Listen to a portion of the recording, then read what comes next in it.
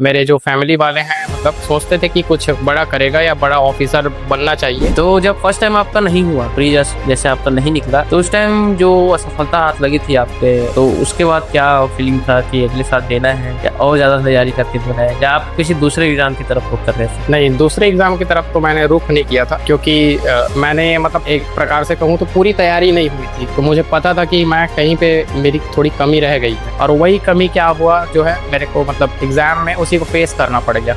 वो जो कहते हैं ना कि जो दूध का जला है वो छाछ भी क्या करता है, फूक फूक कर पीता है। हाँ, तो वही इसी सेट पे मैंने थ्रू आउट ईयर ज़्यादा मतलब फोकस किया था। और जैसा ही मैंने पहला पेपर दिया था पहले शिफ्ट का, मुझे ये हो गया था कि अगर मैं सी सेट क्वालिफाई करता हूँ तो मेरा प्री तो निकल जाएगा, इतना मतलब विश्वास आ गया था। जैसे ही मैंने पहला पेपर दिलाया पहले शिफ्ट जीएस का जो पेपर होता है, तो उस पर मेरे को इतना यकीन हो गया था कि निकल सकता है करके। काफ़ी अच्छा बना था पेपर। तो जब आप स्कूल में ही थे तब भी आपने सोच रखा था कि आपको एक सीजीपीएससी में ऑफिसर बनना है, या कोई और सपना लेके आप चले थे? ऐसा प्रॉपर एक सीजीपीएससी में मतलब सीजीपीएससी की तैयारी करना है ये तो नहीं सोचा है।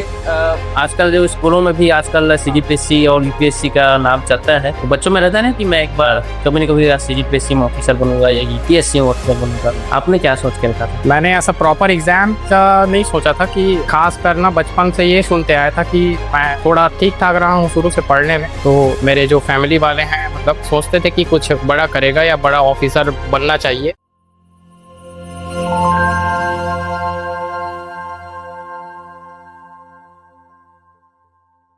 हेलो, नमस्ते, जय हिंद। स्वागत है आपका A1 नौकरी चैनल में। और आज हमारे चैनल में जुड़े हैं सीजीपीएससी 2023 के एक और सफल कैंडिडेट अमन दुबे जी। अमन दुबे जी का सिलेक्शन हाल ही में जो सीजीपीएससी 2023 हुआ है उसमें इनका रैंक 50 आया है, और इनका जो पोस्ट है वो है डिस्ट्रिक्ट कमांडेंट। तो अमन भाई, सबसे पहले बहुत बहुत स्वागत है आपका हमारे चैनल में। धन्यवाद भाई। अमन भाई, ये जो पोस्ट है आपका डिस्ट्रिक्ट कमांडेंट, ये थोड़ा सा नया पोस्ट लगा, और ज्यादा इसकी पोस्ट की चर्चा होती नहीं है। जिस प्रकार से हम देखें कि डीएसपी हो गया और डिप्टी कलेक्टर हो गया, नायब तहसीलदार हो गया, इन सब पोस्ट की जो चर्चा होती है उस प्रकार से चर्चा इसकी होती नहीं है। और काफी लोग जो पहले बार जो अभ्यर्थी तैयारी कर रहे हैं उनको काफी कम जानकारी होती है। तो पहले तो आप ये बताइए कि आपका जो ये पोस्ट है उसका क्या जॉब प्रोफाइल रहता है, और किस प्रकार से आपने इसको चुना है? ये जो पोस्ट है और डिस्ट्रिक्ट कमांडेंट हमारे लिए भी थोड़ा सा नया है। काफी दिनों बाद आया। बीच में एक भर्ती आई थी, उसके बाद जो है ज्यादातर पोस्ट ना 2012 में आया था। तो ये जो है गृह विभाग के अंतर्गत पोस्ट है जी। बेसिकली इसमें जो है अगर आप समझाना चाहूँ रैंकिंग में, तो जो डीएसपी अपन देखते हैं, डिप्टी सुपरिटेंडेंट ऑफ पुलिस, उसके बराबर ही पोस्ट है ये। और इसमें अगर काम तीन मतलब पहलुओं पर बताना चाहूँ, मुख्य काम अगर समझा जाए तो जो नागरिक सुरक्षा है उससे रिलेटेड काम है, होमगार्ड्स की तैनाती करनी होती है, और तीसरा आपातकालीन सेवाएं जैसे कि फायर वगैरह हो गया, या कोई सा भी डिजास्टर मैनेजमेंट, जो स्टेट डिजास्टर रिलीफ फोर्स होता है एसडीआरएफ, हाँ, उसकी मदद से जो है आपदाओं से मतलब निपटने का काम किया जाता है। मैंने ये भी एक खाकी वर्दी वाली आपकी पोस्ट है? हाँ, वर्दी वाली पोस्ट है। वर्दी वाली, हाँ, 3 स्टार वाली पोस्ट। आपके दिमाग में कैसा है कि मैं अपने प्रेफरेंस में डिस्ट्रिक्ट कमांडेंट डालूंगा करके? क्योंकि आपकी रैंक जो है 50 रैंक है ना। हाँ, और यूजुअली हम देखते हैं नायब तहसीलदार के रैंक की रैंक मतलब ये पोस्ट यूजुअली मिलता है। हाँ। आपने कैसे डिस्ट्रिक्ट कमांडेंट के लिए अपना पर्चा भरा था? काफी साथियों ने मेरे मतलब देखा भी होगा कि 50 से जो जिसका रैंक कम भी है उनको नायब तहसीलदार मिला है। जी जी। तो ये जो है ना बताना चाहूंगा कि ये पोस्ट प्रेफरेंस के ऊपर रहता है कि जो कैंडिडेट्स जो है ना अपने अकॉर्डिंग पोस्ट भरते हैं। ये जो मेरा डिस्ट्रिक्ट कमांडेंट पोस्ट है उस पे कुछ फिजिकल क्राइटेरिया भी मांगा जाता है। तो काफी बच्चे अगर जो फिजिकली जो है एलिजिबल नहीं होते वो इस पोस्ट को सेलेक्ट ही नहीं करते। अच्छा। क्योंकि वहाँ पे इंटरव्यू के टाइम पे ना वहाँ पे एक डिक्लेरेशन मांगा जाता है कि आप अगर फिजिकल क्राइटेरिया अगर पूरा करते हैं तभी आप इस पोस्ट को भरे। क्योंकि बाद में वहाँ पे अगर कोई दिक्कत आती है ना, तो ऐसा हो जाता है कि पूरा जो है अभ्यर्थिता जिसको बोलते हैं वो पूरा रद्द हो जाता है, कोई सभी पद प्राप्त नहीं हो पाएगा आपको। तो काफी बच्चे इसलिए इसको भरते भी नहीं। और अगर बताना चाहूंगा कि ये जो द्वितीय श्रेणी का ही ये पोस्ट है, जिस प्रकार हम डिप्टी कलेक्टर को देखते हैं वो क्लास 2 पोस्ट है, उसी प्रकार के क्लास 2 पोस्ट ही है। और इसमें क्या प्रमोशन का क्राइटेरिया रहता है? जैसे अगर आप कभी डिस्ट्रिक्ट कमांडेंट हैं जी। और जब आप अगले आप प्रमोट होंगे या हाईएस्ट प्रमोशन में जैसे जाएंगे हाँ। तो उसका क्या हायरार्की रहेगी? ये डिस्ट्रिक्ट कमांडेंट है, उसके बाद डिविजनल कमांडेंट बनते हैं। ओके डिविजनल कमांडेंट के बाद जो है वो डीआईजी तक जाता है, सुप्रीम इसका पोस्ट है जो। ओके अगर प्रमोशन के तौर पर बात किया जाए तो कोई अगर यंग एज में सेलेक्ट हो जाता है तो ऐसा है कि वो प्रमोशन के थ्रू डीआईजी तक पहुंच सकता है, ऐसा है। तो अमन भाई, हम भी कामना करेंगे कि आप भी अपने पोस्ट में हाईएस्ट तक जाएंगे। जी। लेकिन उससे पहले आप बात करते हैं आपकी पढ़ाई लिखाई और किस तरीके से आप सीजीपीएससी की जर्नी में आए। तो शुरुआत करते हैं, आप रहने वाले कहाँ के? मैं बेमेतरा जिला से हूँ, मतलब वहां से 18 किलोमीटर दूर है। मेरे गांव का नाम उमरिया है। उमरिया गाँव से। वहां से हूँ मैं। और फिर आपकी जो शुरुआती पढ़ाई उमरिया से ही हुई है या बेमेतरा से? हाँ, बेमेतरा जो है ना, सरस्वती शिशु मंदिर से मेरे मतलब पढ़ाई वाली जर्नी की शुरुआत हुई। ओके। एक साल जो है मैंने गवर्नमेंट स्कूल में भी पढ़ा है, जी। 5वीं। उसके बाद 6th से जो है ना मैंने इंग्लिश मीडियम ज्वाइन किया। 6वीं से 12वीं तक की पूरी जो मेरी पढ़ाई इंग्लिश मीडियम में हुई। 10वीं और ना 12वीं मैंने कवर्धा से किया, होली क्रॉस इंग्लिश मीडियम से। 10वीं तक आप बेमेतरा में पढ़े थे? नहीं, 10वीं तक मतलब हाँ, दाढ़ी करके वहाँ पे है जगह गांव के पास। हाँ, वहां से 6th 7th 8th। हाँ हाँ। उसके बाद 9वीं से 12वीं तक मैं कवर्धा में पढ़ा हूँ। कवर्धा। 11वीं 12वीं में आपने कौन सा सब्जेक्ट चूज करा था? मैं बायो वाला, बायो बैकग्राउंड, हम बायो बैकग्राउंड से हूँ। तो जब आप स्कूल में ही थे तब भी आपने सोच रखा था कि आपको एक जीपीएससी में ऑफिसर बनना है या कोई और सपना लेके आप चले थे? ऐसा प्रॉपर एक सीजीपीएससी में मतलब सीजीपीएससी की तैयारी करना है ये तो नहीं सोचा। क्या है, आजकल जो स्कूलों में भी आजकल सीजीपीएससी और यूपीएससी का नाम चलता है, तो बच्चों में रहता है ना कि मैं एक बार कभी ना कभी सीजीपीएससी में ऑफिसर बनूंगा या यूपीएससी में ऑफिसर बनूंगा। आपने क्या सोच के रखा था? मैंने ऐसा प्रॉपर एग्जाम का नहीं सोचा था कि खास करना, बचपन से ये सुनते आया था कि मैं थोड़ा ठीक ठाक रहा हूँ शुरू से पढ़ने में। तो मेरे जो फैमिली वाले हैं मतलब सोचते थे कि कुछ बड़ा करेगा या बड़ा ऑफिसर बनना चाहिए। तो शुरुआती दिनों से ऐसा तो था कि कुछ बड़ा करना है मेरे को। उसके बाद जो है ग्रेजुएशन के बाद सडनली जो है एनालाइज मैंने किया ना, तो मुझे ये एग्जाम जो है अपने मतलब स्ट्रेंथ के अकॉर्डिंग लगा।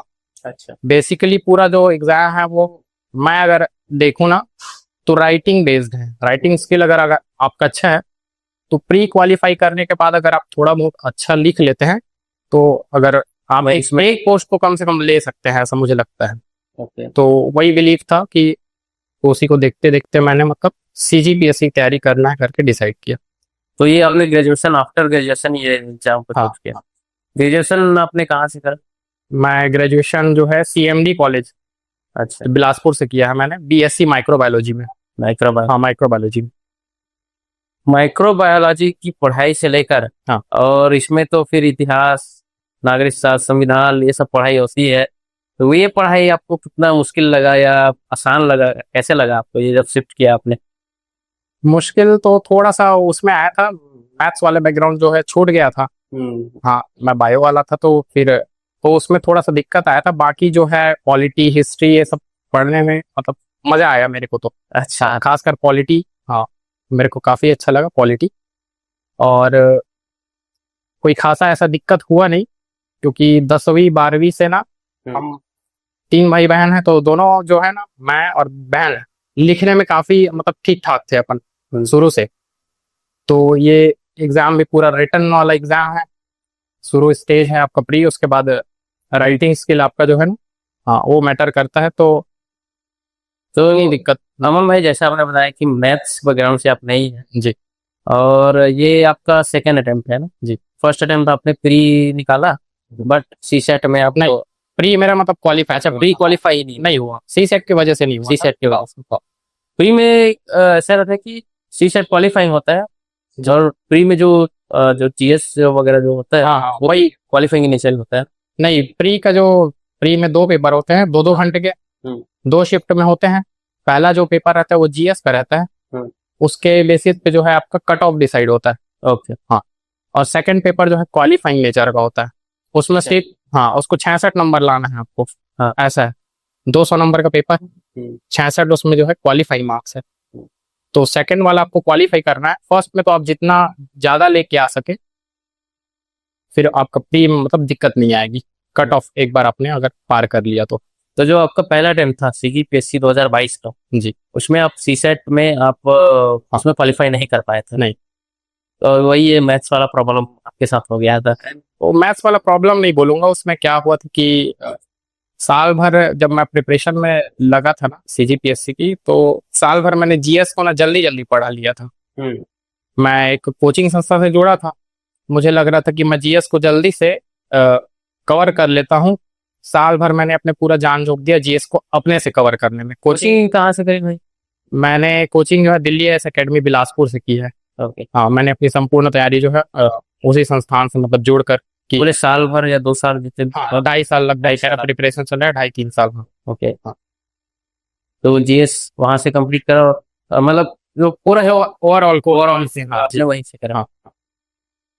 तो जब फर्स्ट टाइम आपका नहीं हुआ, प्री जैसे आपका नहीं निकला, तो उस टाइम जो असफलता हाथ लगी थी आपके, तो उसके बाद क्या फीलिंग था कि अगले साल देना है या और ज्यादा तैयारी करके देना है, या आप किसी दूसरे एग्जाम की तरफ रुख कर रहे थे?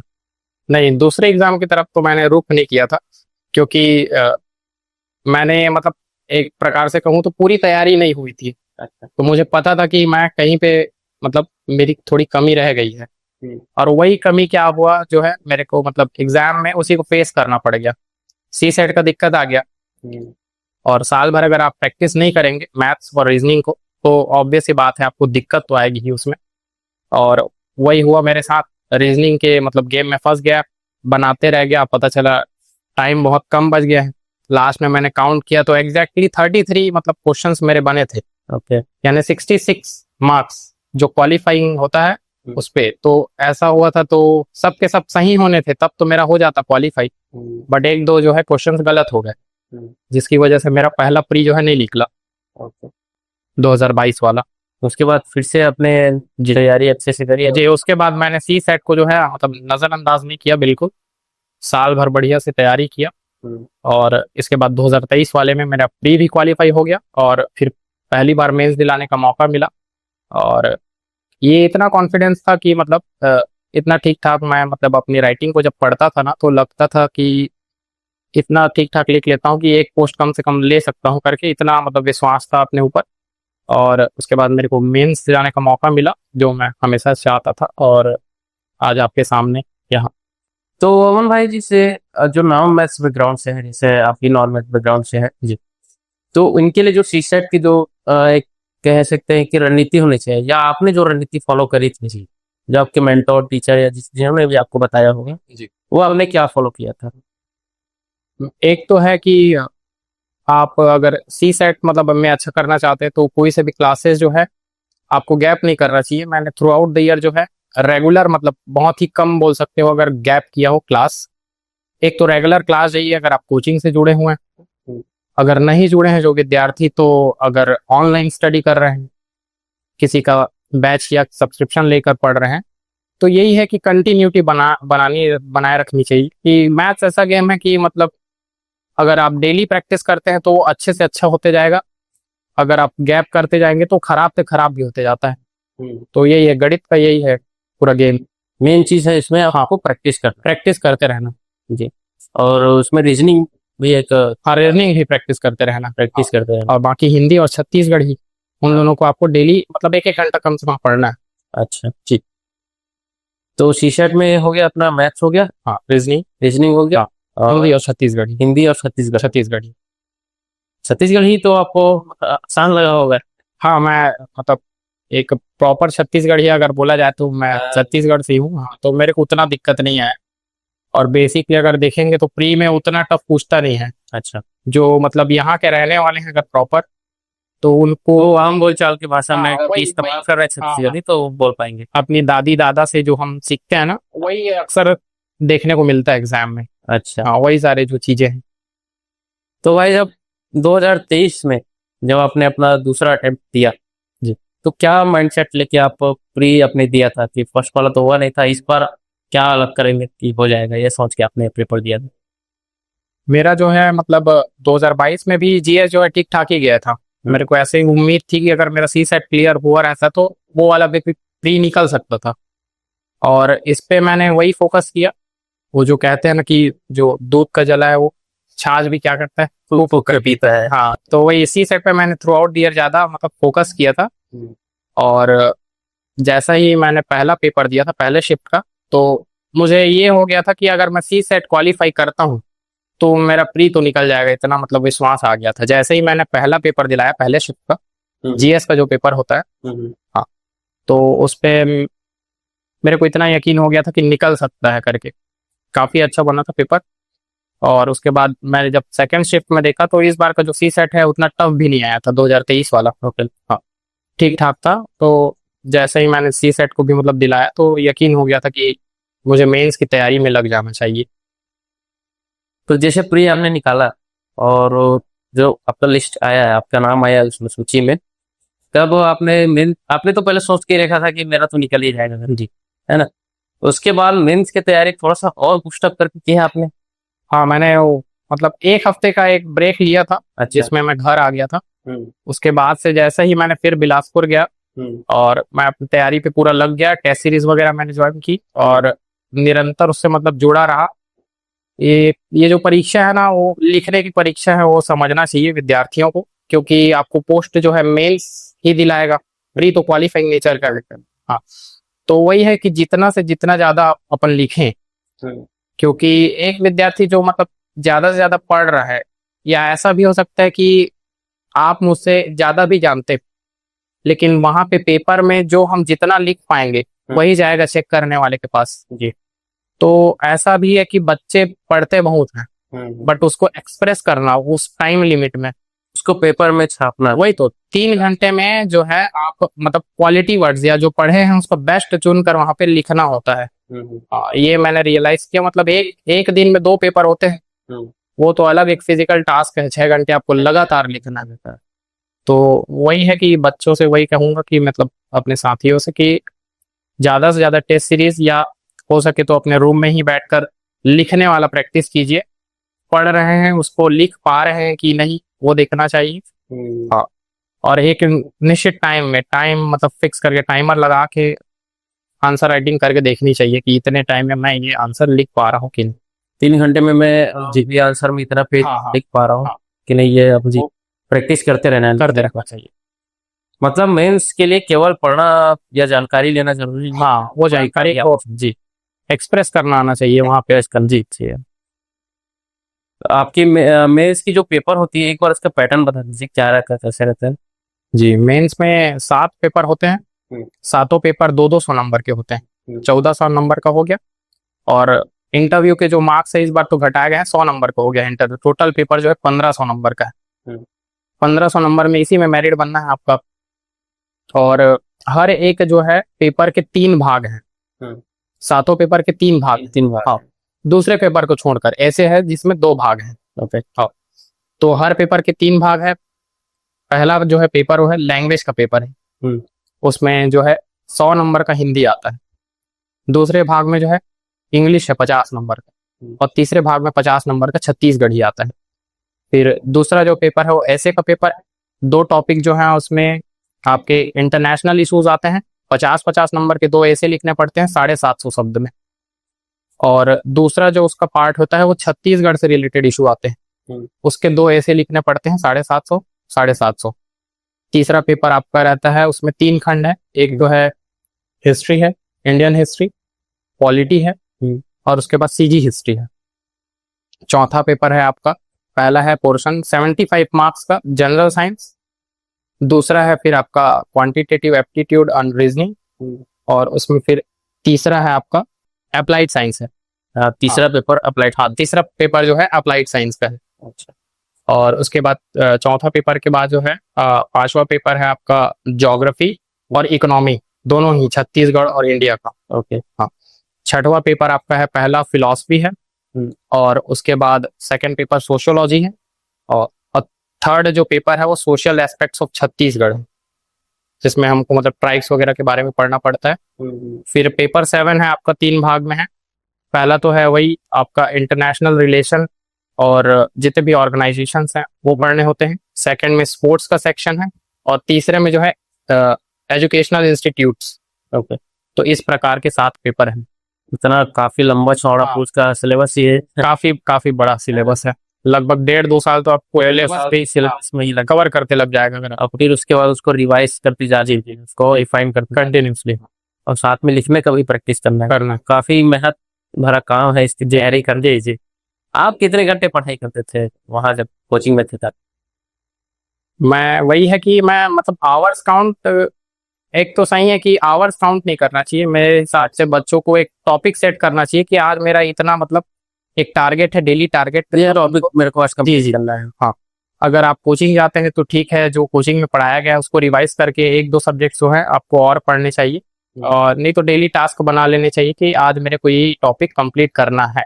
वो कंप्लीट हो गया उसके बाद उसको आप रिवाइज कर लो और उसके बाद आप दूसरा काम जो है कर सकते हैं अगर आपको लगे तो। अगर आपने जैसे इतने सारे सब्जेक्ट बताया, यार बताया हिस्ट्री पॉलिटी, इन सब में से अगर एक सब्जेक्ट अगर मैं चुनूं जी, और उसमें से कोई आपके मेंस में जो क्वेश्चन आया है अगर आपके दिमाग में है और उसको टैकल कैसे करना जी, उसको मतलब ब्रेक डाउन कैसे करना और लिखना कैसे, अगर आप वो बता पाए तो। इस बार का जो मेंस रहा है ना, वो अगर थोड़ा 40% जो हमेशा ट्रेडिशनल जो आता था ना, जो स्टैटिक पोर्शन बोला जाए या जैसे हमेशा से आता है, वो सिर्फ इस बार 40% था ऐसा लगता है। 60% जो पेपर था एनालिटिकल था। ओके, तो यही है कि थोड़ा पैटर्न शिफ्ट भी हो रहा है एग्जाम का। तो 60% जो है इस बार का मेंस जो है थोड़ा सा एनालिटिकल आया था। एक एग्जाम्पल के थ्रू आपको जैसे समझा सकता हूँ, पॉलिटी का ही क्वेश्चन ले लेते हैं कि आर्टिकल 32 उसको जो है heart and soul of constitution कहा जाता है, कि संविधान की आत्मा कहते हैं उसको पीछे। तो ऐसा हो गया है पेपर की मतलब आपको क्यों, कैसे, या इसका इम्पैक्ट क्या होगा, ये मतलब हर एक सब्जेक्ट्स में जो है ना डिफरेंट डायमेंशंस में आपको सोचना चाहिए। तो ऐसा अगर जो है ट्रेडिशनली पूछा जाता तो heart and soul of constitution को समझाइए, ऐसा पूछा जाता। लेकिन आजकल पूछा जा रहा है कि मतलब क्यों कहते हैं। अच्छा, आपको खुद लिख के दिया जाएगा कि मतलब आर्टिकल 32 को जो है heart and soul of constitution कहते हैं। हाँ, इस पे जो है आपके क्या विचार हैं, क्यों कहते हैं। तो यहाँ पे फिर वही हो जाता है कि अपन से जो है अपने दिमाग से सोच कर लिखना पड़ेगा आपको, तो थोड़ा सा जो है एनालिटिकल वे में जो है आजकल। अच्छा, मतलब ये आर्टिकल 32 है, इससे क्या इम्पोर्टेंस है आपको पूरा बता दिया जाएगा कि ये है, और वही वनडे एग्जाम्स में जो है फैक्ट का काम कर देता है। तो ये ऐसा है कि heart and soul of constitution जी किस आर्टिकल को कहते हैं? जी जी, और लेकिन मेंस में ये आएगा कि आर्टिकल 32 को heart and soul of constitution कहा जाता है जी, लेकिन ऐसा क्यों कहा जाता है? जी।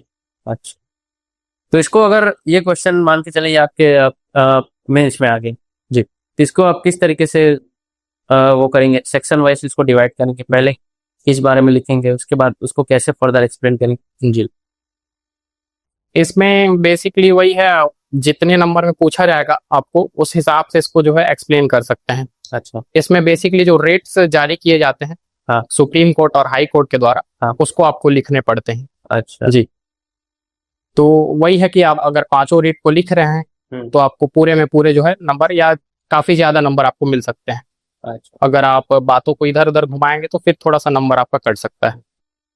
हाँ, मैं ये पूछ रहा हूँ कि जैसे ये क्वेश्चन आ गया, आप लिखना शुरुआत कहाँ से करेंगे कि थोड़ा सा इसका ब्रीफ देंगे उसके बाद जो रेट्स हैं वो लिखेंगे? जी, इंट्रो पहले सबसे पहले देना चाहिए। हाँ, कि ये जो है आर्टिकल ये कहता है, 1 लाइन या 2 लाइन का जैसा भी वहां पे आपको जगह मिला है, जितने नंबर। पहले तो आर्टिकल का स्टेटमेंट, हल्का सा 1-2 लाइन इंट्रोडक्शन दे देना चाहिए।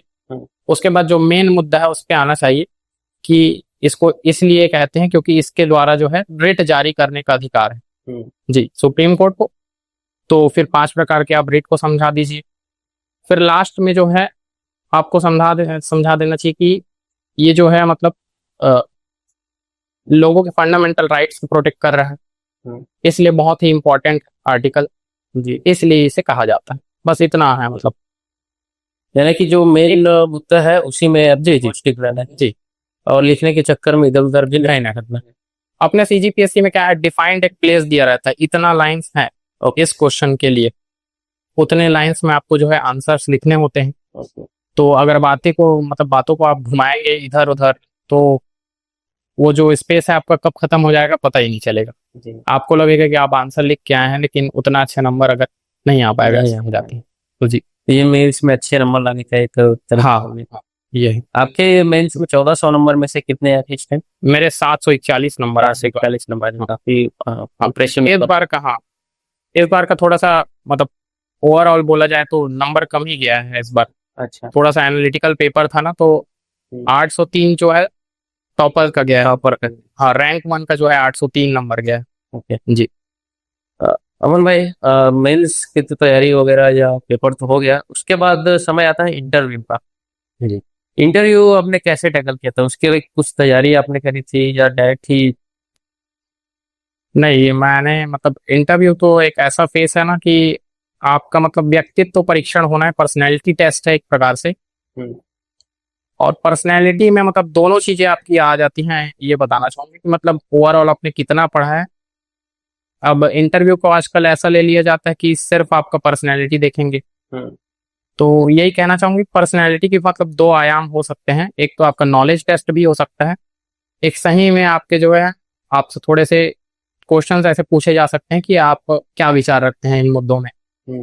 तो वही है कि इंटरव्यू की कुछ तैयारी तो डिफाइंड है नहीं, क्योंकि साल भर जो आप पूरा प्रिपरेशन करते हैं या जितने भी साल पढ़ते हैं आप, आपका जो है एक पर्सपेक्टिव बन जाना चाहिए। मुझे ऐसा लगता है कि आप ये सोच रखते हैं कि आपकी सोच ऐसी है इन मुद्दों पे, इन मुद्दों पे। अपनी एक कम से कम ना विद्यार्थियों को राय जरूर होनी चाहिए, खुद की राय बनानी चाहिए। ओके ये इंटरव्यू पे यही जो है काफी हेल्प करता है। और दूसरा जो है स्पीकिंग स्किल्स थोड़ा से इम्प्रूव करने चाहिए। हाँ, खासकर अगर खुद से बातें करनी चाहिए, अगर कोई नहीं है, अगर आप सिंगल रूम में रहकर अगर तैयारी कर रहे हैं तो। कोई इंट्रोवर्टेड टाइप का अगर है हाँ। तो उसको स्पीकिंग स्किल्स में अपने ध्यान देने चाहिए। जी जी। है ना? तो आपने कुछ मॉक वगैरह दिया था इंटरव्यू के लिए? जी, मैंने 2 मॉक दिया था। अच्छा, यहाँ दिल्ली एस रायपुर में ही दिया था। में हाँ, हालांकि मैंने पढ़ाई दिल्ली एस बिलासपुर से किया, लेकिन मैं यहाँ आ गया था तो रायपुर में। मॉक कैसे गया था आपका? फीडबैक क्या था मॉक के बाद? मॉक का वही था कि थोड़ा सा कॉन्फिडेंस आपका लो लग रहा है, अच्छा, जो कि ऑब्वियस है, वो अगर नए छात्रों के साथ होता है कॉन्फिडेंस, तो ये कोई बड़ी इशू नहीं है। वो खुद समझते हैं वहाँ पे जो मतलब मेरे तो इम्प्रूव जी ही गए।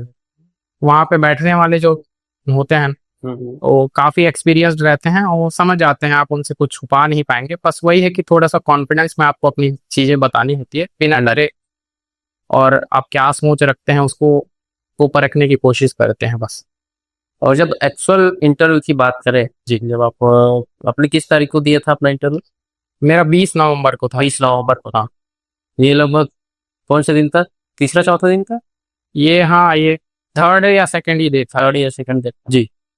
तो जब आप एक्चुअल इंटरव्यू देने गए थे तो उस समय आपको पैनल कैसा मिला था? थोड़ा सा लाइट वेट पैनल था या थोड़ा सा डरावना माहौल था? मतलब माहौल तो उन्होंने वो क्रिएट करते हैं, लेकिन आपके लिए कैसा माहौल था? माहौल तो मतलब काफी नया था, अच्छा था। और मेरे को मैम का बोर्ड मिला था, और सेकंड नंबर पे मेरा था इंटरव्यू। और जब इंटरव्यू दिला के मैं निकला ना, तो जितनी भी चीजें जो मन में चल रही थी पहले से कि ऐसा होगा वैसा होगा, जिस जैसा मैंने मतलब सोचा था ना, उससे अच्छा गया था मेरा इंटरव्यू। अच्छा। हाँ। हाँ, जैसा मतलब इधर एटमॉस्फेयर क्रिएट किया कर दिया जाता है कि मतलब काफी मॉक में हम देखते हैं, यूपीएससी के जो मॉक इंटरव्यूज देखते हैं, तो थोड़ा वहाँ पे एटमॉस्फेयर अलग रहता है। ओके। उन लोग खुद आपको जो है ना कंफर्टेबल फील कराते हैं कि आप अच्छे से अब बता पाए, खुद चाहते हैं कि आप आंसर्स दे, अंदर से आंसर्स जी जी। ओके। डराने वाला जो है वो माहौल नहीं रहता वहाँ। इतना मैंने रियलाइज किया। और एकदम लाइट वेट माहौल रहेगा, और आपको अपने सेल्फ में बने रहना है, जिसके हिसाब से आंसर्स करने। जी, आपको ऑनेस्टली आंसर्स करने हैं बस। और सारे आंसर्स आपने दिए थे अपने इंटरव्यू?